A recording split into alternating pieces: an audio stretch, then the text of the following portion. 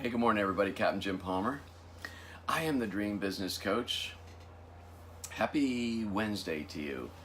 I got a text from a friend about, I think it was 4:59 a.m. He said, "Looks like I'm a member of the club that nobody wants to belong to, Jim. I'm a survivor like you now." And I said, "Welcome, my friend. It is the club nobody wants to belong to, but this could change your life." My friend already had shared with me about the stark reality of getting that phone call and facing your mortality. I'll tell you what, man, it'll bring clarity to your life like that. I mean, there's about what's important, about how much time you think you have, and, talk about what's next, and how it really is an incredible motivator to get life going and get things going. And I think, I say quite often, this is not a dress rehearsal. We're playing on the main stage right now. Me and you, we're all on the main stage. There's no do-overs. There's no second act. Well, at least here, there's no second act.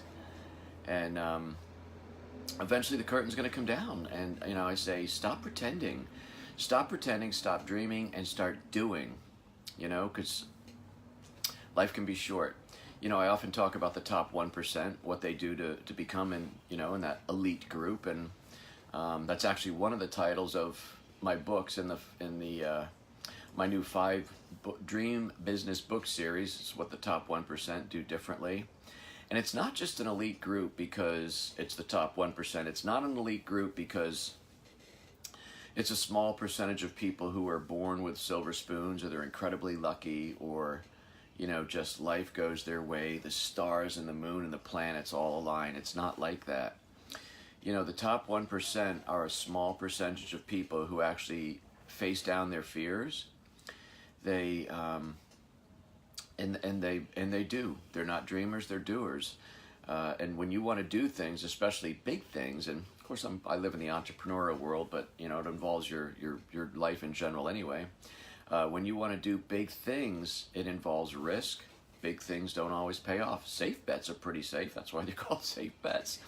But the top 1% are people who are willing to put themselves out there. They're willing to step up, do the hard things, face down fears, whether it's a fear of speaking or being an author, being interviewed, stepping out and growing a business beyond what you think is normally accepted. I think sometime last week I posted to Facebook and said, if your goals are so big that you're uncomfortable sharing them with your friends, you're on the right track. Those are people who are in the top 1%. People who want to get somewhere fast. They want to build a business or a dream business, and they're willing to beg, borrow, and steal to get there faster rather than taking the slow route. Those are people you'll find in the top 1%. And I think that's why it's a small percentage of people. The top 1% is 1%. 99% of people are below that. And that's okay. I mean, if that's where you want to be.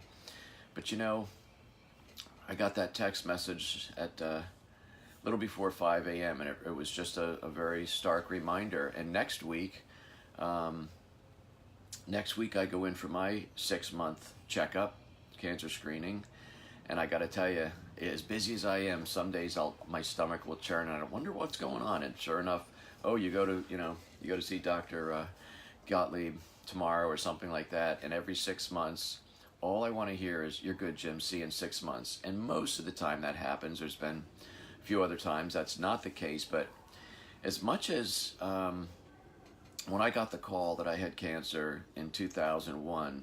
17 years ago, it was a stark reminder that, changed the rest of my life completely.